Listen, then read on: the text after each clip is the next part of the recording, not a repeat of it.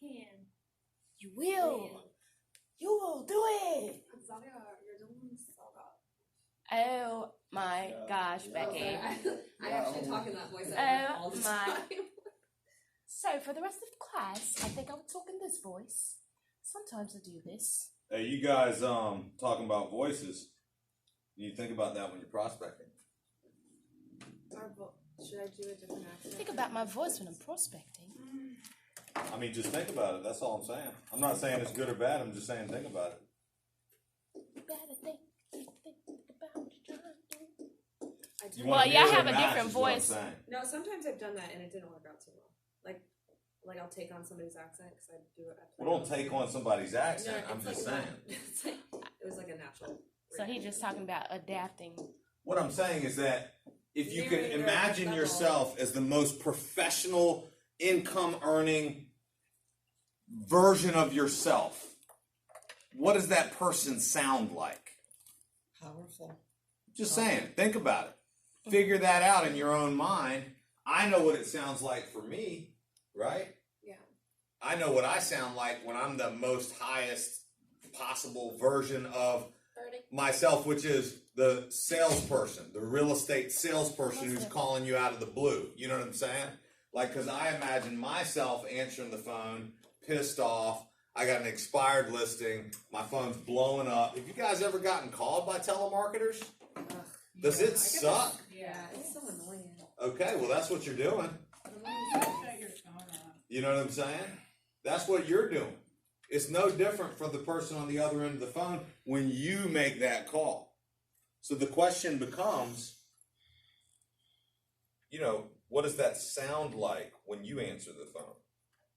You know what I mean? What does it sound like to you? And then, aren't there instances when you get a call from someone and you know it's a call that you don't want to take, but for some reason you go ahead with it? Yeah. You know what I'm saying? Why is that? It's a vibe. It's a vibe, right? That's Yeah, why I got what- my last health insurance. Yeah. There's so many people calling me, and this one day I was just like, what the hell? I canceled it. It was too expensive. But But what allowed you to? What's that? Somebody did me like this last night. I called her, I left a message, and she called me back. And she was like, I don't know why I called you back, but I'm calling. And she Yeah, talked to it's me just like like- 20 minutes. She was like, I gotta leave, and this home is, it wasn't expired. Yeah. But they put it, I'm sorry, it was drawn. Yeah. But they put it back on the market. And she was like, it's gonna expire in November. If it's not gone, I'm calling you. I'm saving your name and your number. So get ready to call me. I was like, all right. Hopefully I don't hear from you, but if you do, it's great. That's a great way to take it. And you know, the thing is, like, Aisha was telling me about someone who, you know, we were talking yesterday because she's dealing with a few people, and what we discussed yesterday is that she's starting to notice a few of these people that she's talking to really need help. Do they not? yeah, they like to talk. A lot of these people, guys, these people you're calling, they need your help. I mean, they really do. But you have to get through to them in that way. How did that person get through to you? I honestly, it was just a flow of a conversation. But how did the conversation start? Do you remember? Like all the other ones, basically, like, you know, I'm calling from such and such healthcare and blah blah blah. I was like, oh yeah, how you doing? He's like, you probably had 1 million people calling you. I was like, 1,000,002. So that's what I mean, his attitude. What was his attitude His like? What was attitude, his voice like? I think it would just kind of match my attitude. Like he was kind of witty Mirror. a little bit. So when I feel that, it did. He was just like, am I this person? I was like, you're this person. He was like, all right, well, I'll be the last. And it kind of was just like, I felt very comfortable being myself, and so I made him laugh. He made me laugh, and now he's my side dude. No, I'm just kidding. He's not. No, it was just I was very comfortable. Yeah. You know, he definitely matched my tone, and he was just like, oh, no worries. Just very, I don't know. It just felt like he wasn't there just to sell something. He was very understanding, and you know. Yeah, exactly. We've all had that experience, right? Nobody can sniff out a salesman better than a salesman. Yeah. That's right. And you know, the thing is, a lot of times, if you're talking with another salesman, Guys, the easiest people to close are salespeople. They love it. They just love the game. Okay? A salesperson loves to have game run on them. Loves it. Right? If you can find a salesperson out there and you're doing a good job, you're on your scripts, your tonality's right, you're mirroring and matching, you're asking good questions, dude, I'm going to keep you on the line. You know what I mean? I might even buy anything from it. I'm just going to keep you on the line to see how you do. You know what I mean? And say, hey, man, great job. You're doing really good. Keep it going. You know what I mean? Yeah. It just reminded me of Boiler Room. Boiler Room? Yeah. Yeah. When Yeah. it's like, not like the times. Things. Yeah. Boiler Room's great. Yeah. There's a clip from Boiler Room that we should watch. Yeah. You know, it's awesome. Yeah.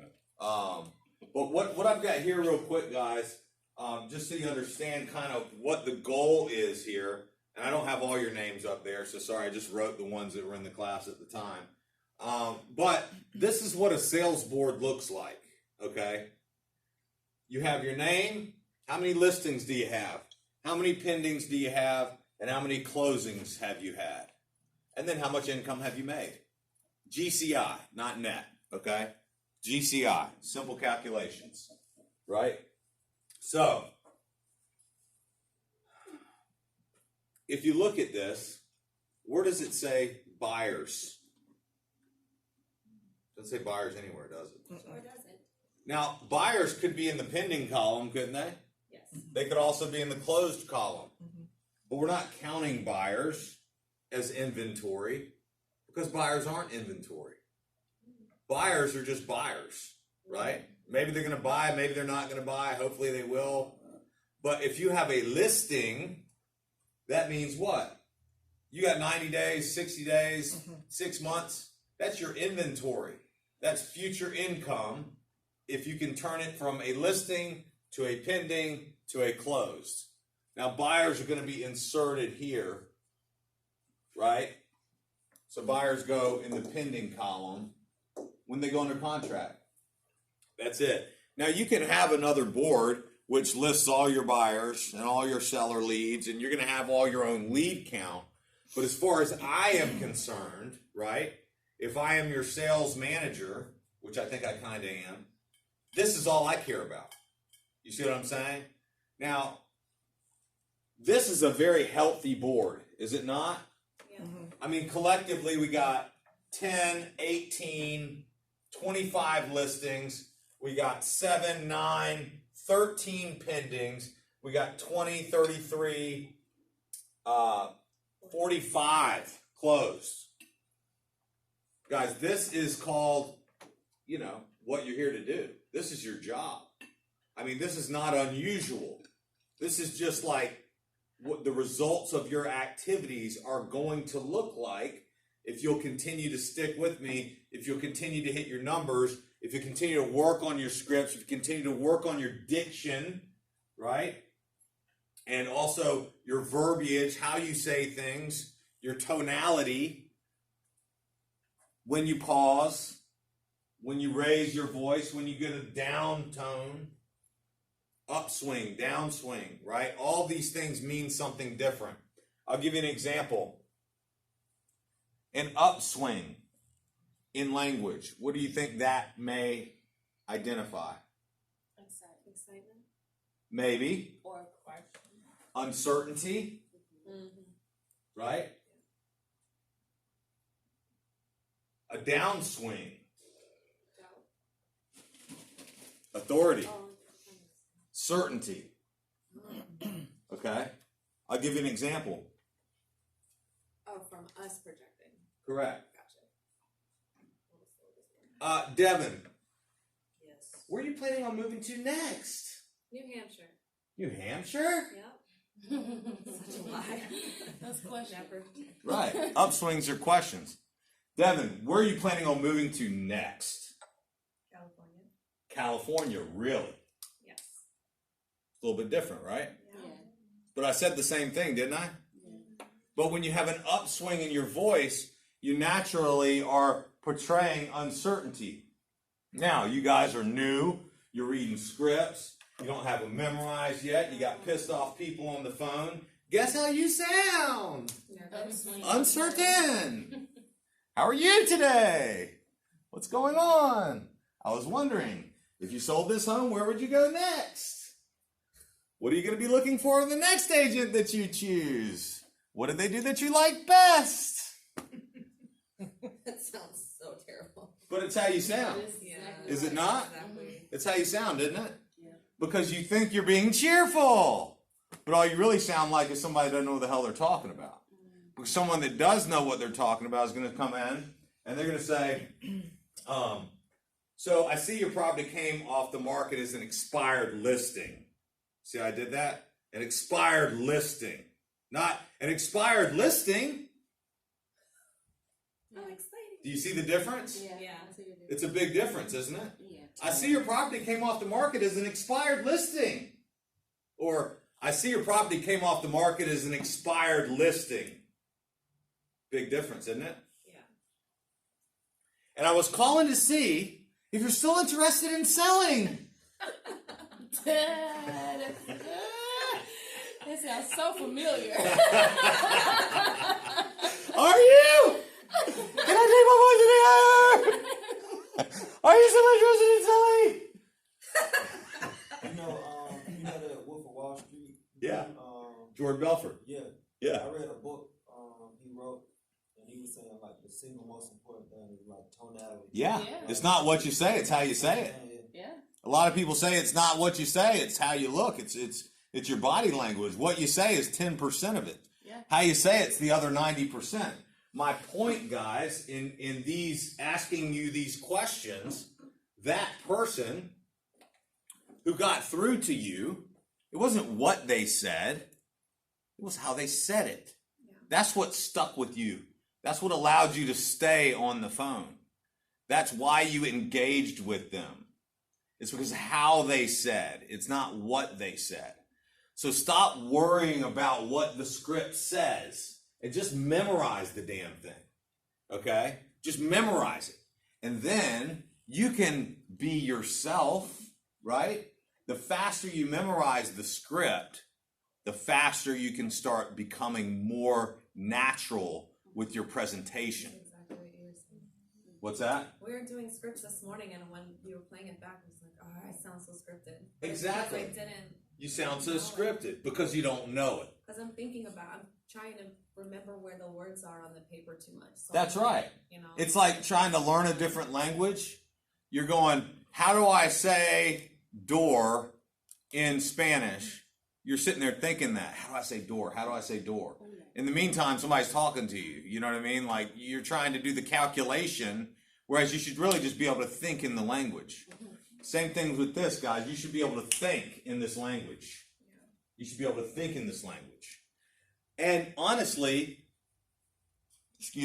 your ability to do so will be dependent on your commitment to learning, memorizing, repeating, affirming, role playing like you guys showed up early and did today. Yeah. Guys, how about we could make a really close correlation with real estate selling real estate, and professional sports. Can we not? We look at, realtors kind of like professional athletes in a way. Practice. You got to practice. Yeah. You got to practice how you play. You got to learn what to do.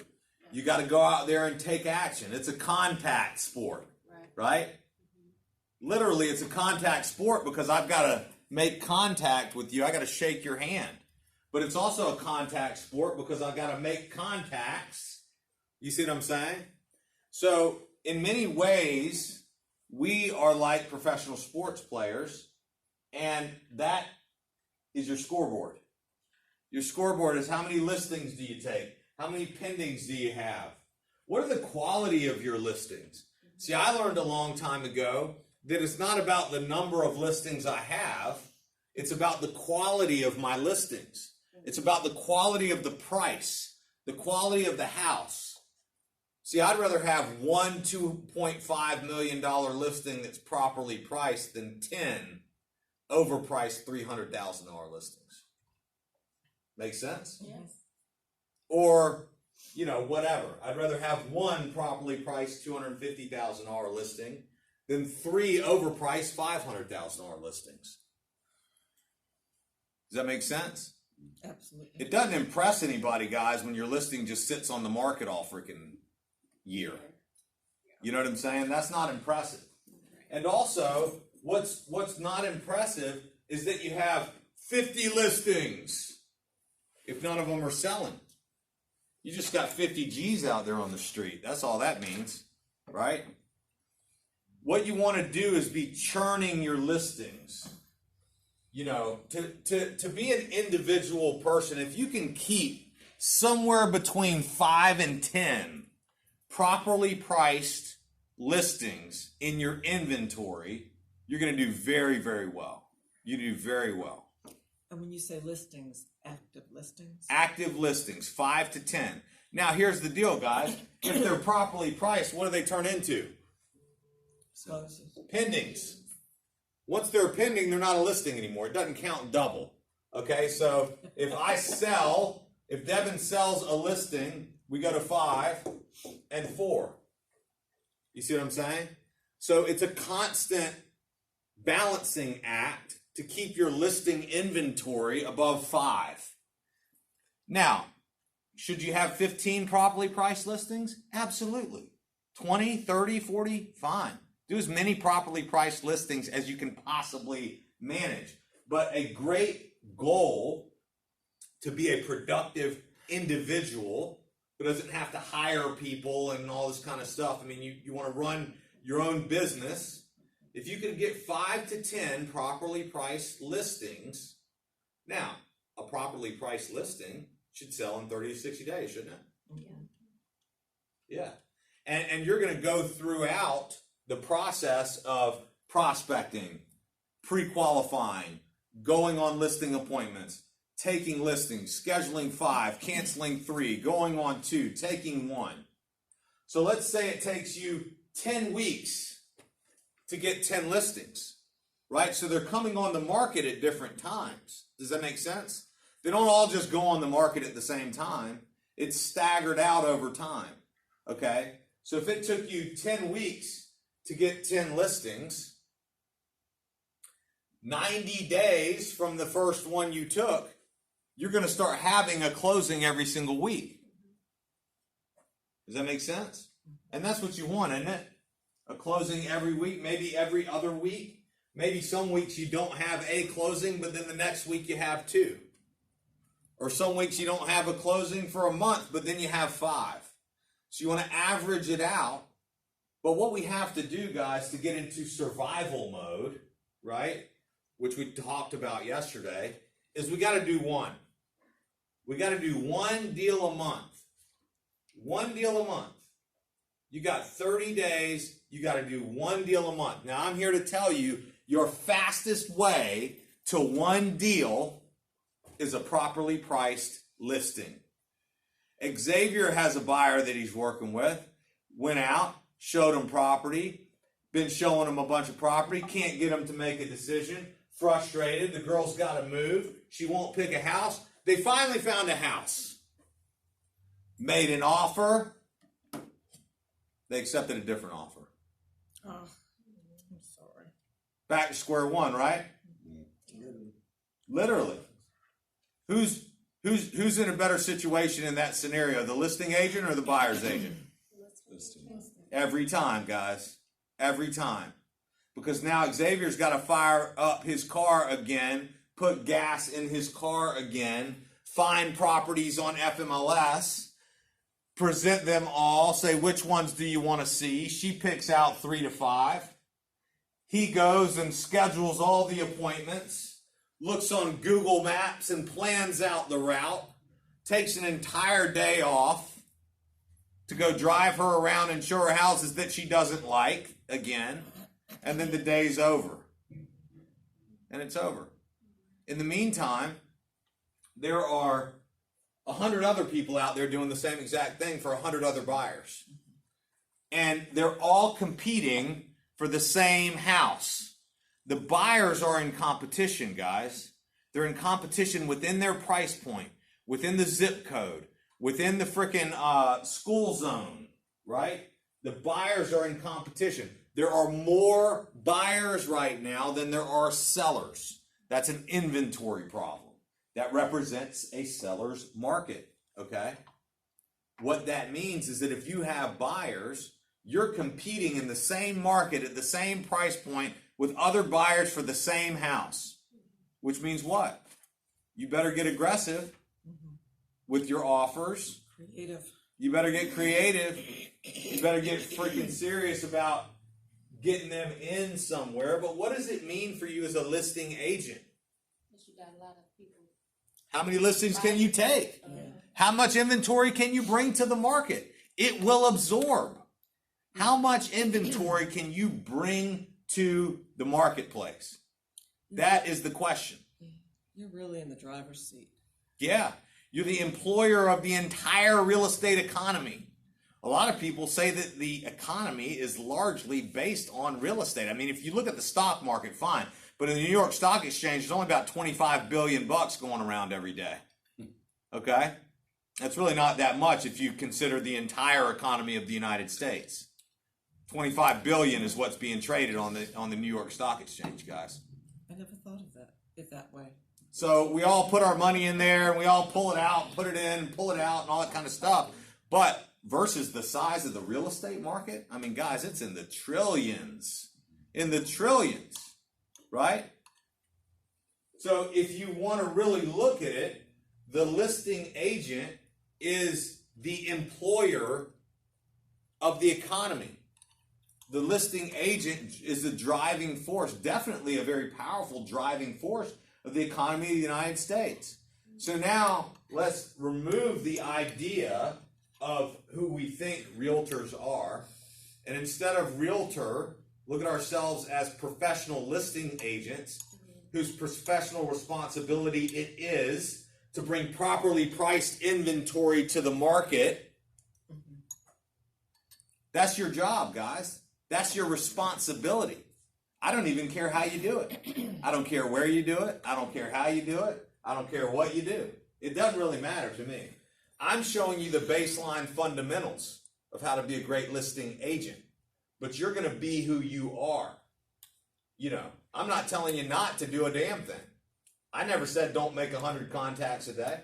I just said make 20 at a minimum. I never said don't go knock on doors. I just said you cover more ground on the phone. You know, knock on the doors that are in your area of interest, right? So the deal is you need to take a level of responsibility for what you're saying to people and what your actual job is, and tell people that. Tell people what your job is. Say, ma'am, it's my responsibility. It's my professional responsibility to bring properly priced inventory to the marketplace because we have an inventory shortage right now. So I've made it my job to solve that problem. I'm going to bring the inventory to the market. Therefore, if you have to sell, I'm the person you want to hire because I'm taking it upon myself, this professional responsibility. Now, who else says that, guys? Not many. Not many are going to take it that way. Not many see it that way. But you can. All right? And the other thing is, if you don't want to sell, can you please point me in the direction of someone who might? Because again, it's my job to bring properly priced inventory to the marketplace. And I'll tell you right now, it's going to go. It's going to move. Somebody's going to get their house sold in this neighborhood this month, and I'm going to be the one that makes it happen. So if you don't want it, can you please point me in the direction of somebody who does? What are they going to say? No. Okay, bye. Call the next person, right? The thing is, people like when they get someone on the other line that has a high level of skill, that has a high level of tenacity, that has a high level of energy. They're like, wow. You know, it just kind of gets you going, doesn't it? When you get with somebody and they're just like, man, That was a great call. I'm going to go ahead and buy insurance from that person. I mean, guys, look, I can't tell you how many times somebody has just told me on the phone, come over and take the listing, please. Could you please just get over here and take the listing so we don't have to answer these damn calls anymore? They're like, look, good morning. Is it Casual Friday? It's always I missed the memo. You look great. Hey, by the way, I'm going to tell you, I've got Ignite today from 1 to 4. Yeah, I know. For the 1:30 thing. I know. We're going to have to change that. I can do it earlier if you want to do it earlier. Okay. Perfect. All right. Does that make sense, though, guys, what I'm saying? What I'm saying makes sense? Si, senor. How can I help you guys get there from where you are right now? I mean, you got to make calls today. I want you to get there as soon as possible, guys. Right? I want you to be there today. It's really a mindset, is it not? Yes. It's a belief in yourself, is it not? It really doesn't have anything to do with your level of experience, does it? I didn't just tell the guy, hey, I've been in the business 10 years. I've sold over 300 homes. I've made $5 million. Do they care about that? No. Now, how many people are out there singing their own praises thinking that's what's going to get them business? Most of them. So the opportunity for you to win, guys, is like, it's so easy. You just got to get out of your own way.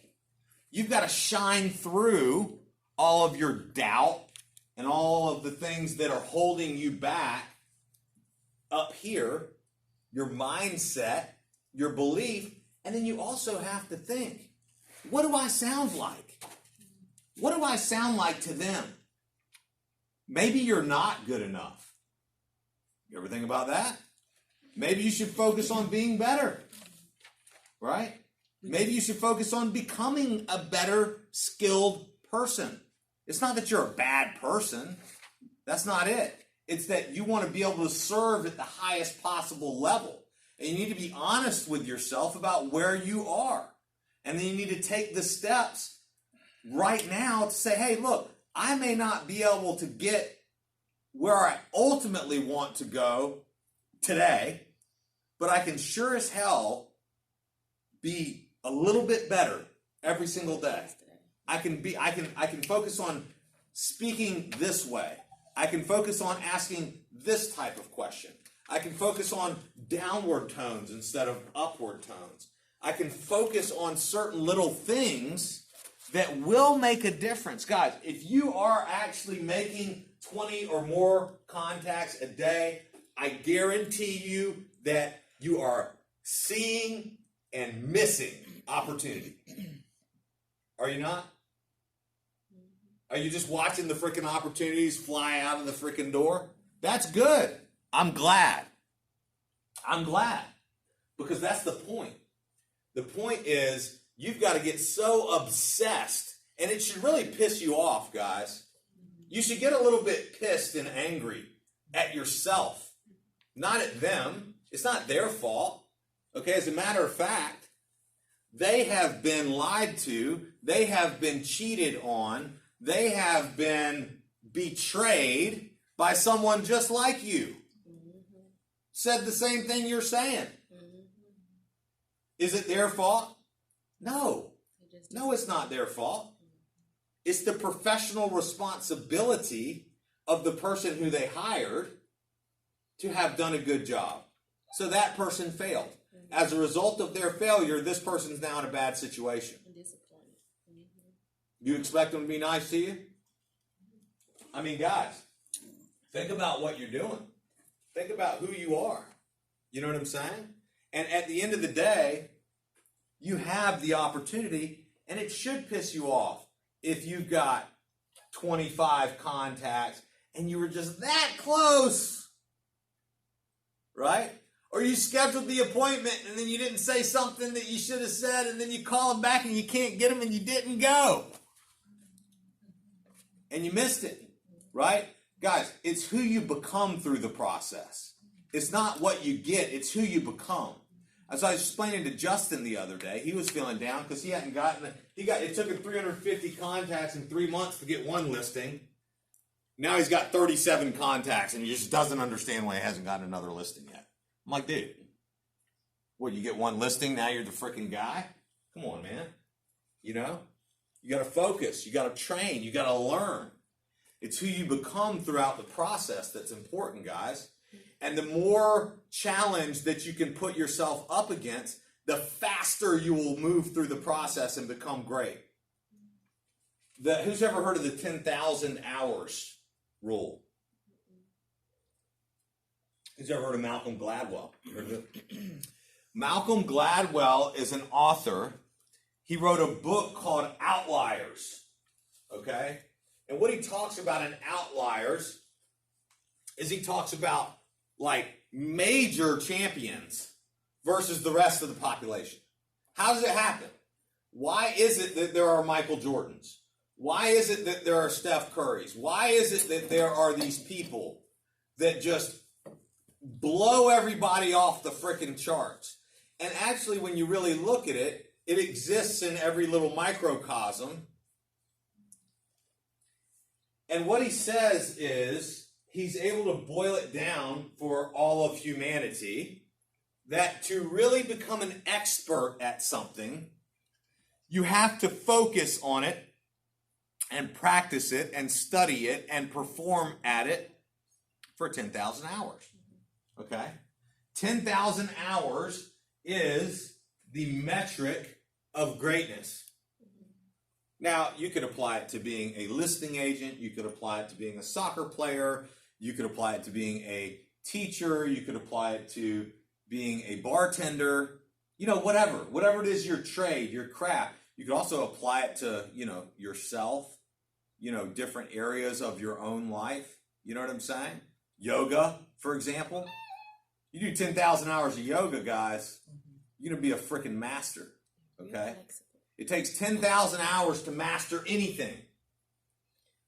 So if you think about it, how long does it take us to master this job? Well, ultimately what we're talking about is this job, guys, in 3 words. Does everybody get the sales board? Mm-hmm. This job in 3 words: prospect, present, close. That's your job.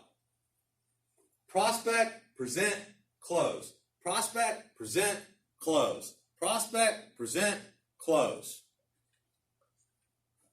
Okay? You got to prospect. Then you can present. Then you might get a close. Does that make sense? Right. See what I'm saying? Mm-hmm. Now, how do you move from here to here? Skill. And ultimately, for you to move from here to here also requires skill. Now, how do we gain these skills? By doing. Right? Doing equals live, like real time, making it happen. And like Roger said, practice. So that's it, guys. What do professional football teams do? Practice. They practice. And then they go play the game. And that's all they do, isn't it? Now, there's mindset training, there's gym training, there's, you know, there's stretching, there's endurance, there's freaking, you know, a lot of them do ballet. And I mean, there's just all kinds of stuff that go into the practice, isn't it? Mm-hmm, yeah. I mean, with what we're talking about, there's tonality, there's memorization, there's, you know, voice inflection, there's, you know, discipline, there's a schedule, there's, you know, there's all these things that we have to do. But it's not magic, is it? I mean, you don't just get your real estate license and then poof, right? You have to prospect, present, close. This, guys, is your job. 10,000 hours from now, you'll be an expert at it. Now, the cool thing is, with 24 hours in the day, if we didn't have to sleep and eat and spend time with our families and, do whatever else we have to do in life, we could get it done in 416 days. If we prospected, presented, and closed 24 hours a day for 416 days in a row, we'd be an absolute expert. But that's not realistic, is it? No. So then we can take the 10,000 hours and divide it by how many hours you guys want to work a day? Prospecting. Prospect, present, close. Now, what if you can't present? What if you don't have any presentations to go on? Prospect. Prospect. I'll do 12. What if you're not prospecting? What should you be doing? Practicing. Presenting, Or practicing. Presenting. Yeah, but you should be practicing. That was whoever said practicing is correct. Because guess what? You've got to get here. You got to get to present before you can get to close, don't you? If you don't have anything to close, you can't close. You got to present before you can close. What do I mean by present and what do I mean by close? All right? Listing. Yeah, right. Hi, this has been Heidenreich. Notice your property came off the market. Just wondering if you're still interested in getting it sold. Yeah? Great. House 3. Great. See you then. Hey, how are you doing? Nice to meet you. Sign here. You want me to handle the sale for you? Great. Sign here. When they sign, I just prospected, presented, and I closed. Right? Now I got to put the property on the market and get it out there, and I got to continue to prospect, present, close, because I got to hold open houses, I got to take offers, I got to work with other agents, I got to do all that stuff. But all of those things are the result of this. Okay, this is what comes first. Prospect, present, close. So let's just say you're going to really kick butt and you're going to do it for 6 hours a day. Right? Yes. So if you got 6 hours a day, 10,000 hours divided by 6 hours a day, 1,666 days. Now, how many days a year are we going to do this?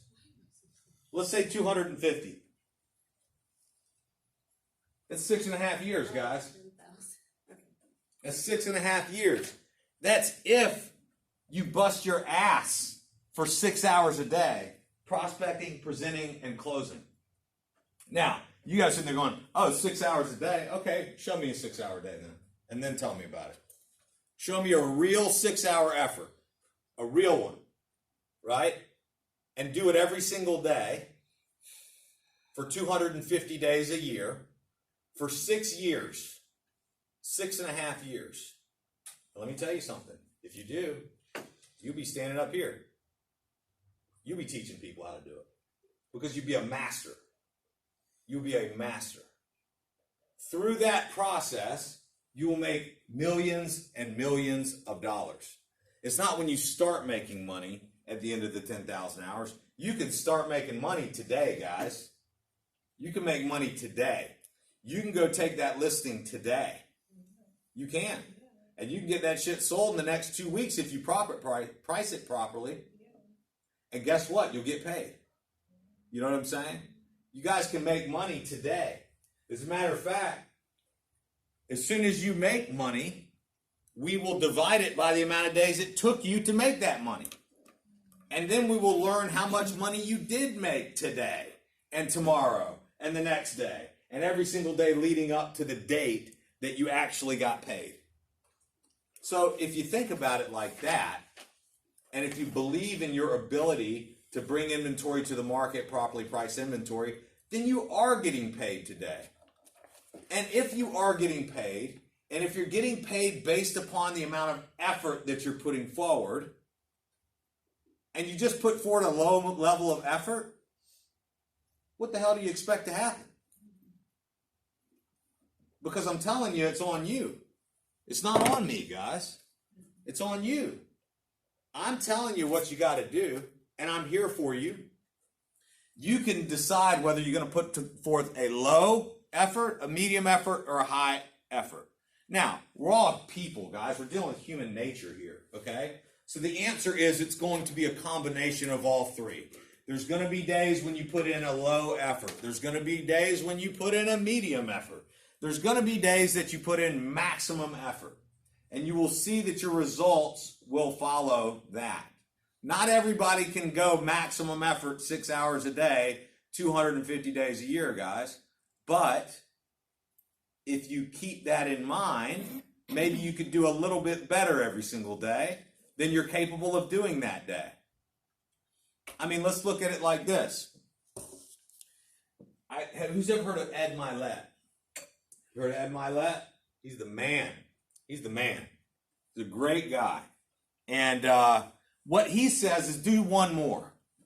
Just do one more. Max out. Max out. But what he says after max out, he says do one more rep. Do one more rep, right? And what he's saying is this. If you do 20 push-ups a day, right? Every single morning you wake up, you do 20 push-ups. What if you just did one more?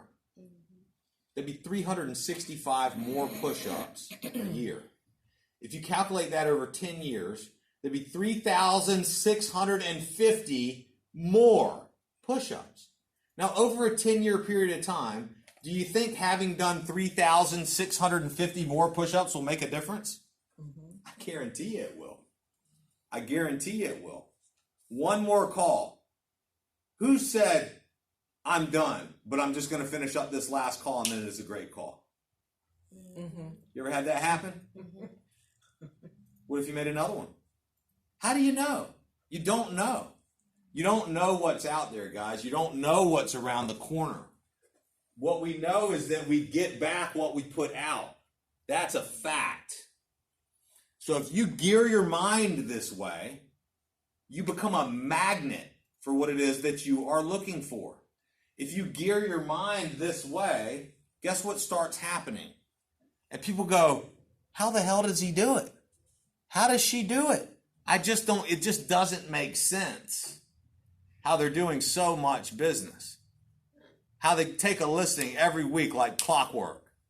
Like clockwork. Guys, not even a freaking boulder can stand in the way of a persistent stream. Water's soft, right? Boulder's hard. Water can cut right through the middle of a boulder. How? Persistence. Persistence. The water keeps saying, no, I'm coming through. And the boulder keeps saying, no, you're not. You better keep going around. And it says, nope, I'm coming right down this line right here. And unfortunately for you, that line is headed right toward the middle of you. And I'll sit here and I'll go around as soon as I hit it. I'll continue to go around, but guess what? I'm not going to stop coming straight down. And what happens eventually? It breaks. That boulder breaks in half. What happens when that first little crack? It's over. It's over. First little crack, it's over. Right? So it's the same thing that you're looking for when you're prospecting. You're looking for that window. You're looking for that little bit of light to shine through. You're looking for somebody who goes, yeah, whatever, right? That's what you're looking for. So, we got 15 minutes. Who's got any questions about what I'm just saying right now? No. Remember, 10,000 hours, guys. Has anybody heard of Justin Bieber? No. Who is that? Of course not. He just put out a song called 10,000 Hours. Y'all know about that? I mean, I don't listen to it personally. I don't like his music. You know what I'm saying? But I know Scooter Braun, who's the guy that discovered him. These are all Atlanta people. You know what I'm saying? I mean, these people are in Atlanta, guys. I mean, Atlanta's so cool because we have so many international, for the music game, Atlanta's like, oh my God, it's awesome. You know, we got all these incredible musicians coming out of Atlanta. It's just awesome. But the point is, guys, 10,000 hours equals mastery.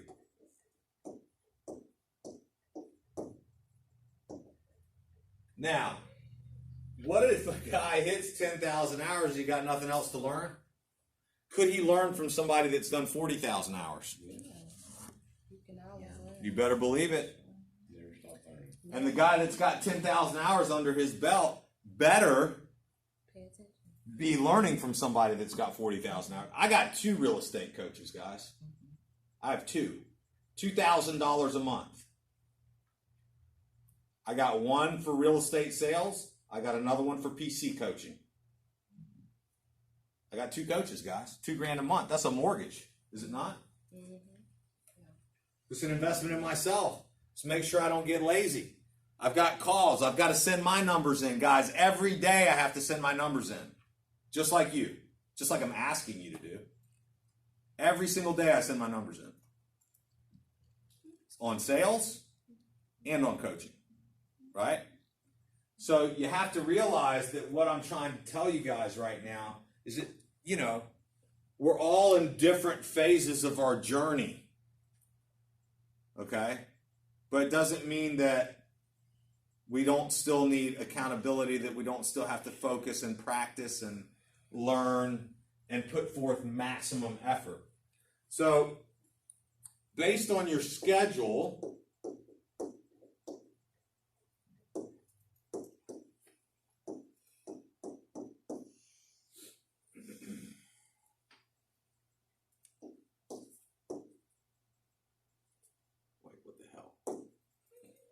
I don't even know my own schedule, right? 10, 11:30, 11:30 to noon, noon to 1, 1 to 3, 3 to 5, 5 to 7. This is just going to blow y'all's mind. All right, right here, what do we got? 2.5 hours? Let's just call it 3. You got 3 hours there. You got 4 hours here. There's 7 hours.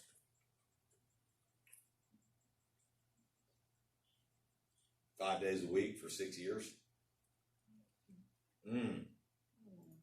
That means that means if you don't have an appointment. Oh, what if you don't have another appointment? You gonna go home? Okay, go home then.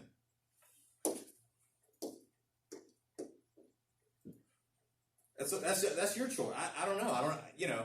Now, some people do this too. 7 to 9. Ooh. I mean, how bad do you want it? Becomes the question. How much time do you have? A lot of us have more time than others. You know? I've got a wife. I got a family. I got a kid. Sometimes I wish I didn't, if you want me to be honest. I mean, I love them very much. But I've become so obsessed with all this kind of stuff that I'm like, dude, half of me wants to live in a penthouse at the top of the Sovereign with a $500,000 Ferrari and just prospect all day and drink good wine at the end of the night and have a chef that cooks me whatever the hell I want. But I'm not. I'm a family man. Okay, that's the bachelor life. I chose a different path. So now I give time to my family, and I enjoy that. I love that. I think I made the right decision, okay? But my point is that we all have different levels of time. If you don't have a husband, if you don't have a wife, if you don't have kids, if you don't have those levels of responsibility, guys, how much faster can you move through this process than someone who does? It's unbelievable. Now, the difference is, and the difference maker can be, right? That person who only has 4 hours, can they beat the person that has 8 hours? Yeah. Absolutely. Yeah, they can. Skill, hunger, passion, right? You could put the guy who's got a family, guys, let me tell you something. Motivation. He's wishing he had 8 hours. So what do you think he's going to do with his 4? The most. Maximum. Oh. He's going to frickin' destroy it for 4 hours. Okay? Now you with your 8 hours, I don't really want to be here. I don't really want to do this, but Ben said I had to, so I'm going to. Unless it doesn't work, and then I'm going to go back to my other job, which I don't want to do, but I guess I'll have to. Ben said burn the ships, but I'm not ready to do that yet. You know, get rid of the excuses, get rid of the story that you're telling yourself about why you can't do what you're here to do. Because this is what you're here to do, guys. Is it not? I mean, if it's not, then you shouldn't be here. There's nothing wrong with not being here. As a matter of fact, most people in this company are not here right now. Okay? And I don't call them and pester them. But what I want to do is what? I want to show them. And the only way I can show them is if you guys just become freaking rich. If you guys start rolling up in Benzes and shit. Whatever the hell you want. F-150s and all of a sudden, you know, all of a sudden the sales board starts looking like it's the PC board. The top of the sales board, holy smokes, look at that. Everybody that's getting all these listings, where the hell are they coming from? Well, they're brand new. That person doesn't even have a year in the business yet. That's what I want for you guys. You know what I'm saying? That's how I win. I win if you win. So I don't have anything to gain by telling you the wrong story. Okay? Now, who's got a few minutes to focus on some objections? Yeah? Yeah. Somebody give me an objection. Bring me a buyer. All right. I like that one. That's a good one.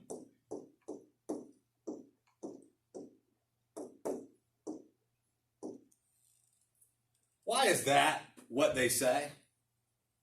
That's what they want. Why do they say, bring me a buyer? They want to move. They want to sell. They want to sell. Right. You want to sell, right? Okay. Bring me a buyer.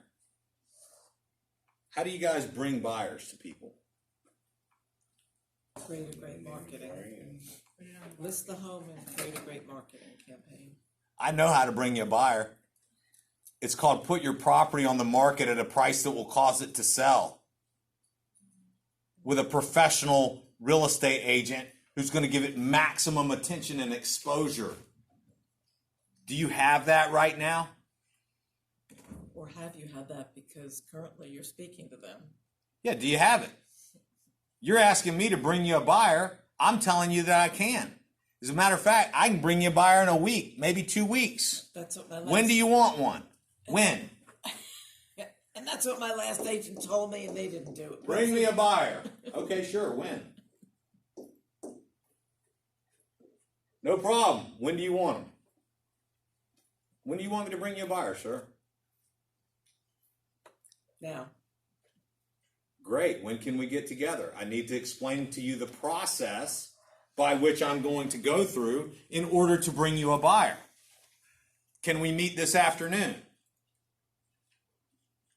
Sure. I mean, you know, whatever. What is this, a listing appointment? Maybe. If you sign the contract, it will be. Because that's how I'm going to bring you a buyer, is by putting your property on what? Sir, let me just stop here and tell you a little bit about myself. My professional responsibility is to bring properly priced inventory to the marketplace.